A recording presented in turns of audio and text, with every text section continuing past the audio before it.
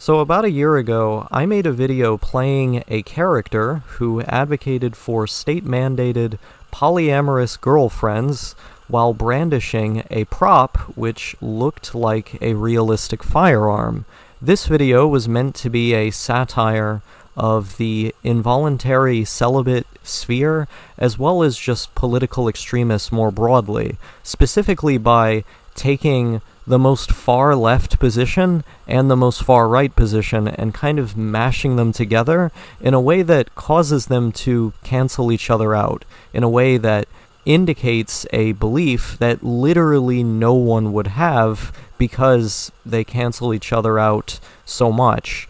I was inspired to make this video in part by seeing feminists who are extremely radical on the left who would say things like, polyamory is the only, moral position for women because any other dynamic is controlling.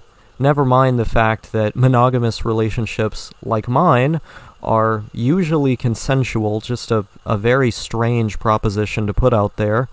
And then I combined that with the position of far-right incels, which literally advocate for stripping women of their autonomy and having them distributed by the government. Another equally insane position, although this one I would argue is probably a lot more harmful in practice, but both of these sides advocating for these things on the left and the right are fucking insane.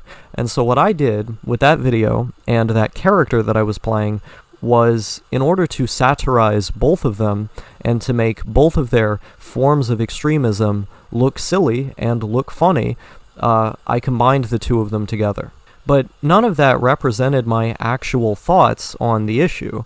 I mean, pointing out the fact that both of those positions look very silly in a way indicates my position, but I never directly stated anything that I actually thought in that video. I've sort of hinted at what I actually think when I made the video Why I'm Monogamous, where I explained for 20 minutes all of the reasons why I'm monogamous and happy in a monogamous relationship, but I didn't really explain what I think about non-monogamy for other people. I just sort of said that I would prefer to have a traditional relationship. So what do I think about non-monogamy? I mean, if you've been on this channel for a long time, you know that I generally have a very live and let live perspective on just about everything. As long as you're not doing your weird shit in front of me, let your freak flag fly, go do whatever you want to do, just don't do it right in my face. That's generally the position that I have. I am very opposed to big government intervening in people's lives, mandating what you should or should not do, and so on. I'm much more in favor of personal responsibility, in favor of self-organization, in favor of people deciding for themselves what is best for themselves, because I think if you give that task to the people 90% of the time are going to come out doing the best thing for them. I think in that sense the people are generally smarter than the government, and I truly believe in their capability to do what is best for themselves. And in that sense I want government to be as small as it possibly can be. Of course, there should be a safety net of some sort in order to give people a second chance or help them when they're down, but in general, what I believe is making that government as small as humanly possible. And so, of course, the position that would naturally extend from that is that I am tacitly in favor of alternative relationship dynamics as long as people don't do it in front of me or involve me. I do not want to be involved in your polycule, but you should have absolutely every right to engage in that relationship and perhaps to even have that relationship be recognized by the state. I mean, I've known so many people who live this kind of lifestyle who are with multiple partners literally for years. And so if you're in that kind of dynamic, I don't see any reason why the state shouldn't recognize you and give you all of the rights that are typically associated with being in a common law relationship or a marriage. Now that being said, I do think there are a number of issues that arise from non-monogamy. This isn't the same for all relationships that have this kind of dynamic, but I do think that there's a greater tendency for hiding things or not communicating as effectively as you perhaps could, simply due to the sort of intrinsically, it's sort of an intrinsic preference that we have towards monogamy in our society. We've been conditioned towards it. It's really easy to get jealous of other people in relationships, and if you're not careful, that can lead to distrust, that can lead to issues with communication. That's why people who are in favor of these kinds of dynamics are always talking about the importance of communication. And for those people who actually engage in it, I can even see those couples being closer together, because sending your girlfriend off or your boyfriend off to go fuck somebody else and then having to discuss it after and before, for one, just the act of doing that involves a lot of trust. It requires a lot of trust. And the act of talking about it after and before is going to bring you closer, because it's a very honest and intimate conversation you have to have. So even though I can see it going wrong for those reasons that I laid out, and I think with people it just has a little bit more of a tendency to go wrong for those reasons, I can also see it for certain people ending up fine. So, or maybe even better than some other dynamic they could have. So it really depends on the couple or the individual and their circumstances. That's going to be crucial here. This is what I mean when I say getting big government out of people's lives, or organized religion, or any of these big institutions that want to tell you how to live your life. That simple one-size-fits-all answer that they give to every single person is never going to fit entirely. I think people are going to be much better at figuring out what fits for them to fit their unique circumstances and personality and background and so on.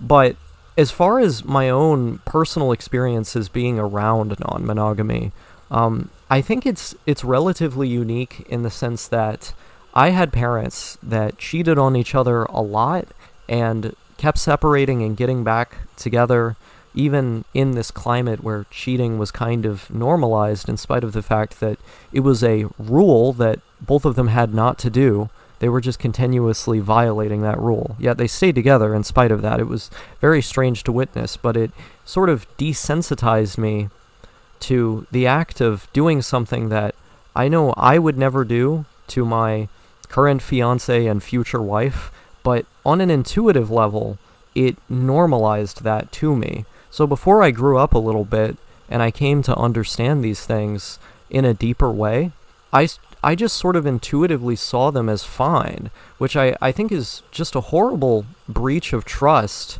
to normalize to your kid if you're going to have that going on all the time. Like, I know in the case of my relationship, if I were to ever do that to her, like, she would be emotionally scarred. Like, it would be like telling her with one action, I hate you.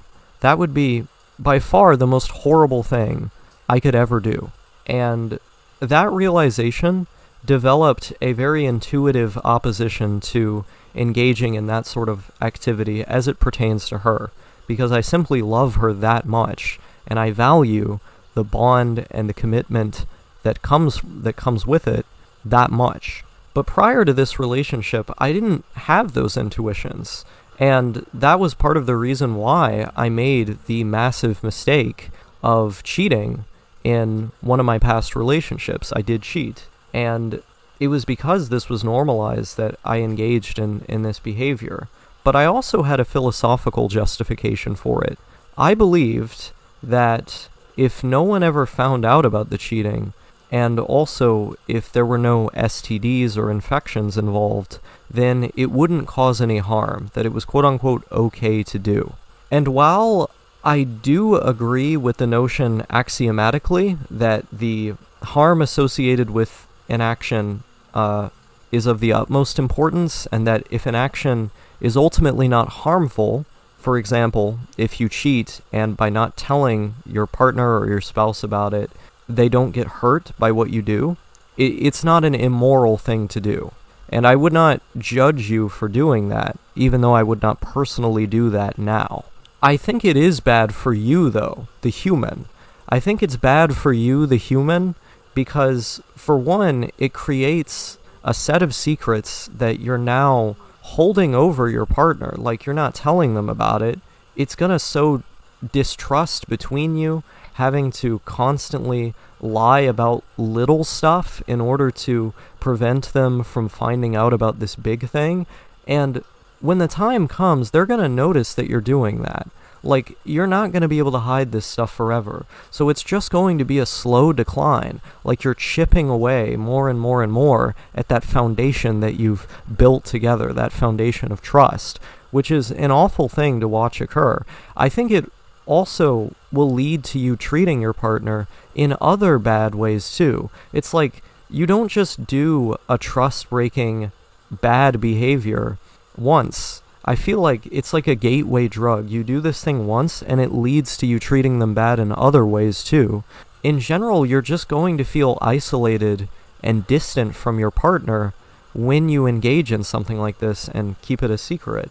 So, I don't think that we should avoid cheating for moral reasons. I don't think morality exists. To the extent that it does, it's only insofar as our actions have a certain utility, and I only believe that insofar as the utility of my own actions and the actions of others benefit me personally. And so I don't give a fuck if you've emotionally scarred your wife or whatever by doing this horrible cheating. That doesn't affect me. You didn't do that to me. But if I'm giving advice to you as a person, of course you shouldn't do that, because that's going to be bad for you. And if you want to look out for yourself and also look out for your relationship, which in a way is looking out for yourself too, then you're going to want to avoid that non-monogamous behavior. Now, of course, there's another dimension to this if there's consent involved, and again, I can't really speak on that, because while I do think non-monogamous sexual activity, when it is consensual, does sort of lean in a negative direction, it leans in that direction. I don't think that means that it's a one-size-fits-all situation where it can never go right. I've seen instances of it going right for like over half a decade with the same people, which is kind of insane to imagine, but it's happened. And so, as far as that's concerned, I would just leave that up to you two to figure out. I don't want to moralize or speak about how other people should live their lives. The one thing I can say, though, is that cheating and any kind of sexual activity that is engaged in without prior notice to your partner, I think that's always going to lead to a bad outcome. Because while it may not be immoral in the sense that it doesn't cause harm to them to not know, it will cause harm to them eventually when they do know. And if not through that, then you're going to cause harm to them in other, more insidious, more subtle ways, simply by having to keep this secret for so long. And that's going to be a bad situation for the both of you. And so, don't cheat, obviously. Approach polyamory with immense caution. But ultimately, at the end of the day, I do not give a single solitary fuck how other people live their lives. It's none of my goddamn business. But I do know, as far as I'm concerned, I am going to stay firmly in the lane of monogamy, and I intend to drive so far down that lane that I take my beloved girlfriend to the altar and down those church footsteps. That's what I'm going to do.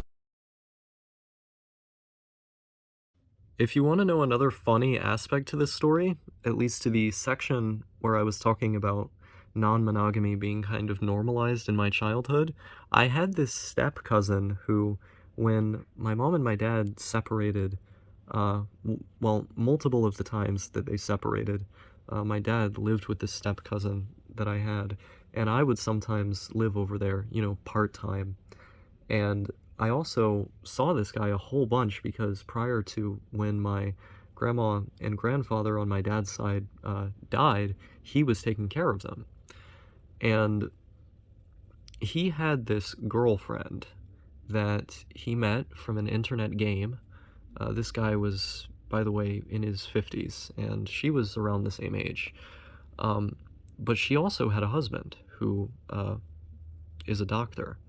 And so he could only call her at certain times of the day, and she would spend her own money to go on these long trips across the states to go see my cousin there.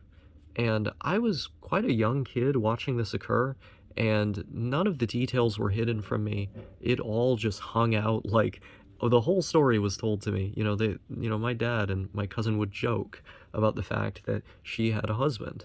And I was just this kid seeing this, you know, this woman be treated with dignity and respect and normalcy, who was cheating on her husband with a guy who lived multiple states away and having it entirely as a secret. Um, like, I feel like that does something to the way that you perceive relationships and gender roles and sexuality when, in addition to the context that I gave about my own parents cheating, when you are routinely seeing a dynamic like that play out and it's treated as entirely normal. So I think that's part of why I have my live and let live libertarian attitude as far as non-monogamous people are concerned, and I don't moralize over it at all. Of course, that being said, that is not my lane, and I intend to stay in my own.